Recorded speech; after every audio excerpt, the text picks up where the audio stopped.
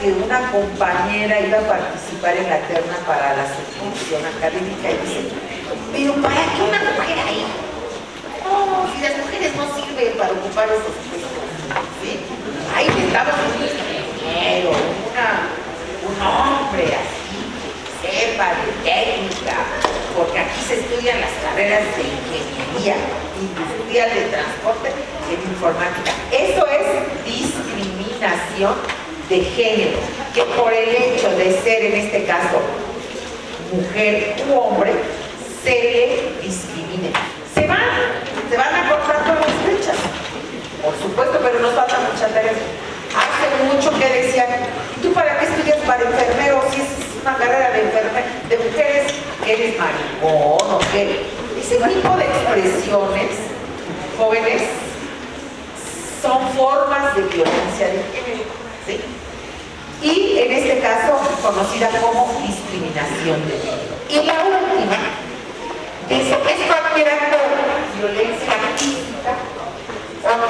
física, psicológica o sexual que sea motivado por parte de la población lésbico-gay o por tener alguna expresión de género disidente. Es decir, la violencia de género también refiere, ¿sí?, a la violencia que se genera por no ser heterosexual, por ser heterodisidente. ¿Qué entendemos por ser heterodisidente? Por ser un miembro de la comunidad homosexual, transgénero, ¿sí?, y transvesti. Entonces, esto también se entiende como violencia de género. ¿Cuántos y cuántos no hemos escuchado, no? Pues no, yo no quiero, perdón por lo que voy a decir, pero así pasa, yo no quiero puntos de mí. ¿Sí? O no, ese sería que hago la carrera, ¿no? Nosotros a los ese tipo de expresiones, chicos y chicas, son violencia de género. ¿Y qué creen? Son denunciadas. Y pueden terminar en una sanción. En los espacios escolares como el Instituto Politécnico Nacional, estas 4 formas son violencia de género, se pueden denunciar y son sancionables. Pero yo creo que el instituto, toda la ciudadanía, las universidades, tenemos una gran responsabilidad, que es trabajar en la prevención, en la sensibilización, porque si nos dedicamos solamente a atender denuncias, pues no vamos a avanzar en erradicar la violencia de género y en especial la violencia contra las mujeres, que es la más común y la más extendida. Siguiente, por favor. ¿Qué tan grave es la violencia contra las mujeres en México? Sí, es muy grave. Los expertos, los especialistas, las propias estadísticas, revisan los diarios y no hay un diario que en un día no contenga una noticia de violencia contra las mujeres. La violó, la maltrató, la secuestró, fue la desaparecida, el feminicidio. Sí, muchos especialistas nos han planteado que la violencia contra las mujeres es una emergencia nacional, que se ha considerado como una emergencia nacional. Y quiero decirles que algunos se burlan todavía. Dicen, pero si siempre las han pasado, y si siempre ha sido así, pues tiene que haber un momento en que ya no sea así, ¿sí? Y para eso tenemos que educarnos en perspectiva de género y en la no violencia de género y en la no violencia contra las mujeres. Siguiente, por favor. Miren, aquí hay algunos datos. Los datos de INEGI, una línea específica de género que tiene el INEGI, nos plantea que 7 de cada 10 mujeres, ojo, han sufrido violencia a lo largo de su vida. A ver, yo aquí les voy a preguntar a las compañeras estudiantes. Aquí en la escuela, díganme si en algún momento, levanten la mano las que no han tenido lo que les voy a plantear. Que les hayan insistido en querer ser sus novias sin que ustedes quieran. ¿Sí? Que les hayan hecho una seña obscena. Que se hayan referido a sus cuerpos de manera agresiva y descalificatoria. Levántenme la mano alguien que no lo haya sufrido. Ahí está. Todas las mujeres, de alguna manera, la gran mayoría, hemos pasado por una situación de ese tipo. La gran mayoría. Estas son datos de las del INEGI, y en 4 de esos casos, de esos 7 casos, 7 de cada 10 mujeres han sufrido violencia a lo largo de este año. Y en 4 de esos 7 casos, su agresor fue su actual o última pareja, esposo o novio. ¿Sí? Por lo que son datos. ¿Qué más podemos decir? Siguiente. ¿Cuáles son los tipos de violencia contra las mujeres más comunes? La violencia sexual. Que voy y me rozo contigo, voy en el metro y te quiero meter la mano, quiero, como dicen, tener una relación sexual sin tu consentimiento. Una forma de violencia contra las mujeres es la sexual. Otra es la económica. ¿Sí? La económica. ¿Sí? Depende, ¿sí?, del recurso económico para realizar y satisfacer nuestras necesidades, porque somos hijas, porque somos esposas. ¿Sí? Sí las sufren los hombres, sí, pero mayormente las sufren las mujeres. ¿Sí? Esos son los estudios que se han hecho. La violencia física, ¿sí? Son más golpeadas las mujeres que los hombres en una relación conyugal, en una relación de pareja. ¿Sí? Los hombres, para mostrar una posición de poder, recurren muchas veces a la violencia física. Y lo justifica diciendo: es que no me entiende, es que es bien pendeja, es que, perdón que lo digan, muchachos, pero es que tengo que hablar de ese lenguaje, claro, para que entendamos esa realidad. Es que no me obedece, ¿sí? Es que no me tiene la comida caliente, no me tiene la ropa planchada. Es que yo quiero sexo y no me lo quiere dar. Y esto se manifiesta en violencia física en muchos de los casos. Tenemos también la desigualdad y discriminación. ¿Y tú para qué lees el periódico si me entiendes? No sabes, tú ve las telenovelas, ve los pasquines ahí de los chismes, de las actrices. ¿Para qué metes en lecturas complejas que te van a confundir tu mente si tú no estás para tener esos niveles de comprensión? Eso es un tipo de violencia contra las mujeres. La desigualdad. Esto de que en algunos lugares se ha identificado que los sueldos de las mujeres y los hombres son distintos aun cuando hagan las mismas actividades, y que todavía subsiste en algunos espacios laborales, es discriminación y es un tipo de violencia contra las mujeres. La violencia patrimonial, ¿sí?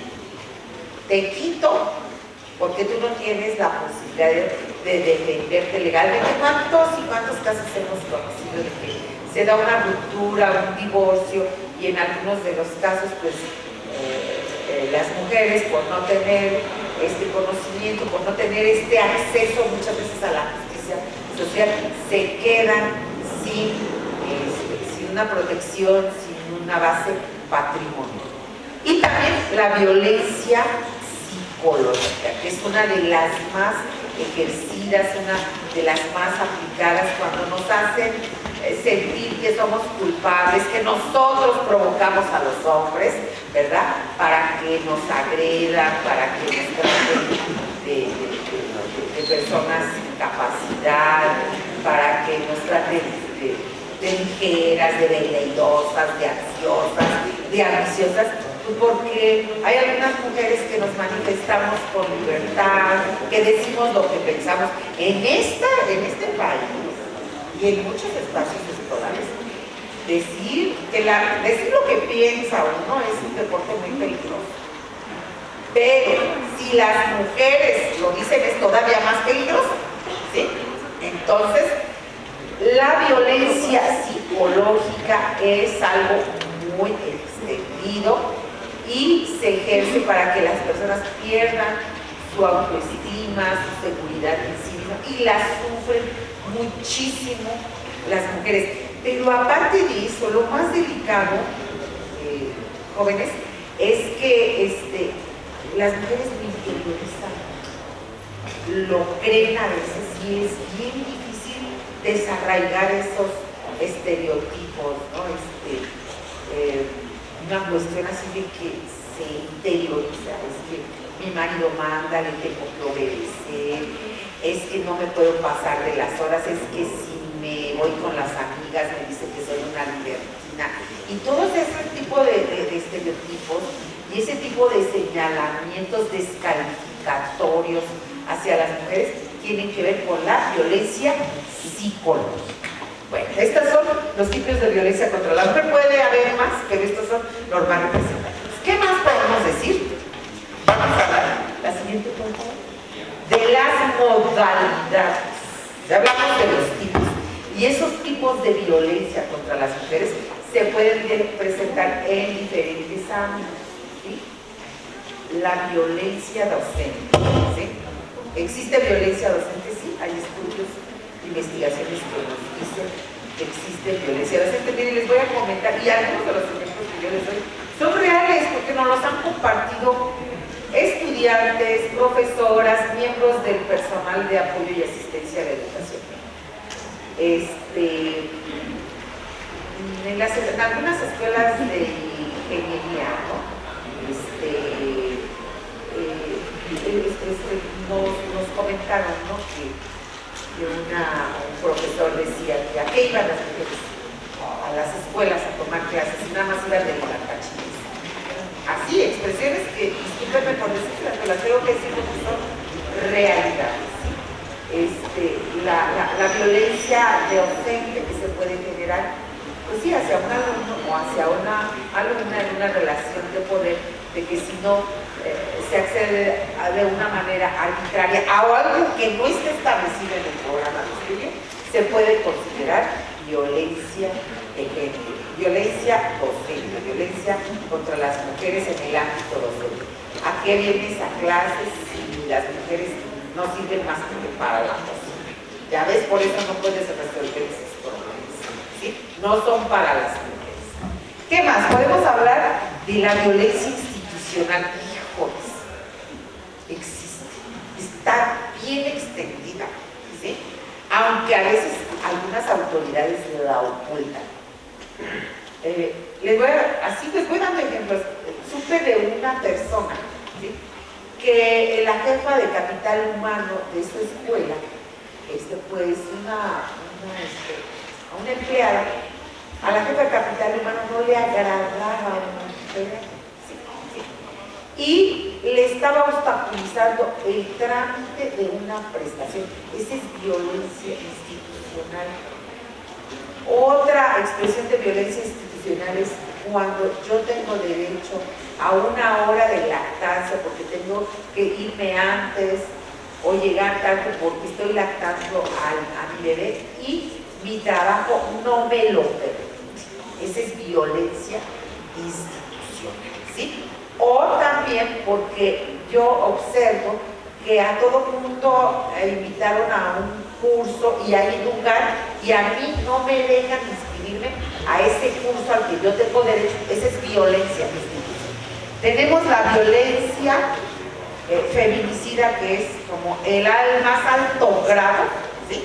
de violencia contra las mujeres y que es real y que existe y que si no se previene, bueno, pues el asunto de los feminicidios seguirá aún. Es el asunto, el tipo de violencia más letal es el último. ¿Por qué? Porque es acabar con la vida de las mujeres por el hecho de ser mujeres. Ya habíamos hablado del acoso sexual, ¿verdad? Que se da entre pares, ¿sí? En este caso podemos decir entre vecinos, entre una alumna y un alumno, entre dos alumnos o entre un profesor y una profesora, etc. ¿Sí? Tenemos la violencia laboral. ¿Sí? Es decir, cuando yo impido o evito, ¿sí?, que la persona haga sus funciones, que le obstaculizo para que haga sus actividades, que no le proveo de los recursos para hacer sus actividades, ¿sí?, que le bajo el sueldo, ¿sí?, y que no permito que acceda a un proceso escalafonario establecido. Esto es violencia laboral. Que insulto a los empleados delante de los demás empleados, que lo exhibo, que le digo, eres una tonta, no sirves para este empleo, y lo haces ahorita aunque sea fuera de tu horario de trabajo. Esa es violencia laboral. Y la sufren mucho las mujeres. ¿Qué creen? Algo bien grave. Las compañeras, que no en el poli, en muchos lugares, tienen mucho miedo de denunciar. Porque tienen miedo de perder su empleo, ¿sí? Y por eso, ¿sí?, toda esta serie de acciones internacionales a favor de una vida libre de violencia hacia las mujeres. Las compañeras tienen mucho miedo de denunciar, están atemorizadas por diversas causas, porque además las revictimizan. ¿Qué quiero decir con esto de que las revictimizan? Las aíslan y las marginan porque tomaron la decisión y se atrevieron a denunciar. Entonces, es una doble violencia, ¿sí?, la que ya ejerce por un acto en una relación laboral, y la que se suma a que los compañeros, las compañeras y las jefas y los jefes las llaman. Y entonces la persona tiene que retirársele del agresor o de la agresora, se le cambia de lugar al que deben de sancionar, es al que provoca o que se la dice. ¿Y qué resulta? Que bueno, la persona pide su cambio, no quiere estar en esa área, que quiere estar en otro lugar. ¿Y cuál es el rumor que corre? No la acepten porque es conflictiva. Es una problemática.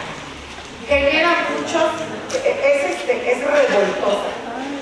Entonces, estamos ante un problema muy serio, muy grave, de violencia en general y de violencia contra las mujeres, porque es la que más se ejerce de hombres hacia las mujeres. ¿Qué más? Tenemos la violencia de la comunidad, ¿sí? Ahí, en la comunidad, la persona el vecino que se da cuenta que la vecina es viuda, ¿sí?, y que va y le tira la basura, ¿sí?, y que va y se pone en la entrada del estacionamiento, del acceso al estacionamiento a su casa. Se enteró que es viuda, se enteró en esa idea errónea que hay un hombre que no la respalda. Nosotros las mujeres no necesitamos hombres que nos respalden, necesitamos compañeros humanos que nos traten en igualdad de condiciones, ¿sí? Bueno, y por supuesto la violencia familiar. El tema de la violencia familiar es un tema muy importante. ¿Por qué?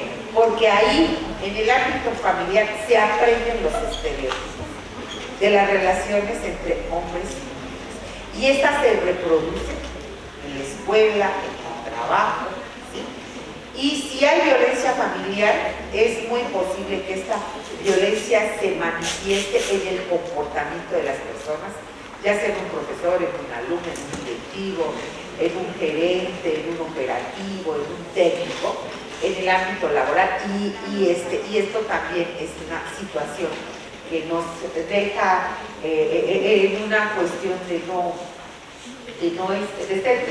entender que este problema es real, que este problema existe, que tenemos que conocerlo, pero sobre todo que tenemos que actuar para disminuir y erradicar la violencia en general y la violencia contra las mujeres. Siguiente, por favor. Bueno, todo esto lo hemos conocido con ciertos comportamientos que caracterizan a las personas, como es la misoginia, el machismo y la cultura patriarcal. En estas se sustenta el mantener el status quo de que las cosas no cambien y las desigualdades persistan, la dominación, la violencia, el abuso del poder, la discriminación y la violación de derechos humanos. Tenemos mucho misoginia. ¿Qué entendemos por misoginia? El odio que los hombres tienen hacia las mujeres por ser mujeres. Y más se les altera y se les intensifica si las mujeres son mujeres activas, seguras de sí mismas. El machismo se refiere a que los hombres se consideran superiores a las mujeres y por lo tanto consideran que pueden ejercer poder de dominación sobre las mujeres. Y la cultura patriarcal. ¿Qué es esto de la cultura patriarcal? Que varios de los patrones de conducta están basados en lo masculino. Lo masculino es lo que vale, lo que tiene jerarquía, lo que tiene importancia. Lo femenino se asocia con lo débil, lo vulnerable, lo que tiene que ser asistencia. Entonces, bueno, este tipo de conductas de violencia están sustentadas en la misoginia, el machismo y la cultura patriarcal. ¿Qué más podemos decir? Siguiente, por favor. La violencia de género y educación se relacionan, sí, ya hemos ido adelantando que sí se relacionan, ¿sí? En la escuela, el 25.3% de las mujeres se enfrentaron a violencia por parte de compañeros, compañeras y maestros, entre otros. La más frecuente fueron las agresiones físicas, de empujo, de aliento, te doy un jalón de cabello, te pellizco, ¿sí? Y la sexual con 10.9%. Entonces, la violencia de género y de educación se relaciona así, porque sucede en las escuelas, sí. Sucede en el aula, sí. La podemos prevenir, sí, también. Podemos educar para la no violencia, también.